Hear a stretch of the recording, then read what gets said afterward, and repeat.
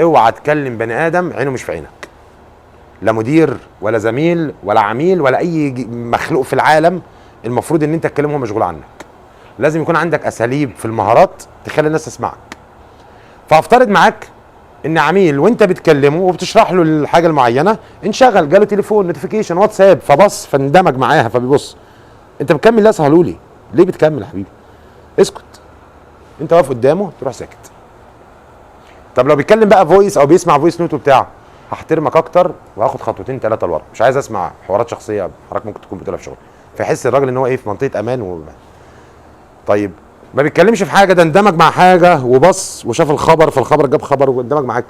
اكبر غلطه في البيع انك تفضل تتكلم بقى، اسكت. طب سكوتي ما جابش نتيجه، يعني انا سكت، الراجل بيتكلم وانا سكت وهو مكمل اللي بيعمله عندي كده. او الاصعب منها يقول لك ايه، كمل يا حبيبي كمل، انا معاك انا معاك، انا بس بشوف حاجه بس انا سامعك كويس. تعمل ايه؟ تعمل ايه؟ تكمل. تعمل ايه؟ اوعى تكمل، اوعى تكمل. القاعده حتى لو قال لك كمل، ايهاب يا حبيبي كمل، انا بس بشوف حاجه في الشغل ضروري مهمه بس انا سامعك كويس، اتفضل قول لي اللي عندك. ترد عليه وتقول له لا اللي حضرتك بتعمله اهم، وقت حضرتك اهم، خلاص حضرتك براحتك، خلص انا موجود عشانك، فبراحتك خلص وانا موجود تحت امرك. وترجع كده خطوتين وتسيبه يعمل اللي بيعمله. يعني ايه اكمل؟ اكمل وانت بتشوف الماتش امبارح كان كام ولا بتكمل مديرك في الشغل؟ انت كده دماغك معايا ولا مش معايا؟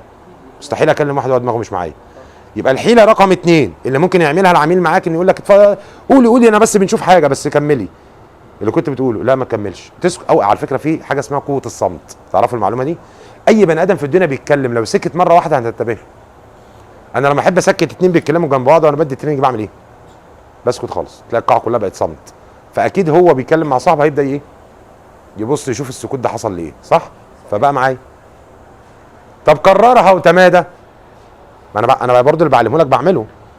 الحمد لله بفضل الله انا خبرتي كلها عمليه جدا جدا جدا. يعني اتنين بيتكلموا مثلا هناك وانا عايزهم يسكتوا. اول سلاح خدته وانا بتكلم كترينر سكت. فهو لما لقى في صمت كامل بدا يبصوا لي الاثنين. طب ده ما جابش نتيجه معاهم، بروح اعمل ايه؟ بروح اقول لهم لا لو الحاجه اللي بتقولها مهمه ولمسانا كلنا قولها لنا كلنا عشان نستفيد بيها، قولها صح. طب هو لو الحاجه اللي بيقولها تافهه هينكسف يسكت. طب لو حاجه اللي بيقولها مهمه يقول لي لا ده انا كنت بس بساله لو عميل عمل كذا طب ما تيجي نقولها ونستفيد بيها كلنا، خليتك معايا برضه. صح ولا لا؟ فالعميل ما بينفعش نكلمه وهو مشغول عننا باي حاجه، لا تليفون ولا مركز ولا بيكلم ابنه. يعني مثلا راجل مثلا بس حبيبي بيكلم ابنه وانت بتكمل كلامك ليه؟ اسكت، احترمه واحترم ابنه واسكت. من النقط القويه جدا. اقوى بقى منهم السلاح الثالث، اقوى منهم تساله، تقول له لا ده انا مستني حضرتك علشان عايز اخد رايك في الموضوع ده او في القصه دي او في اللون ده. ساعتها بقيت لازم اسالك فلازم تجاوبني، فهتبقى معايا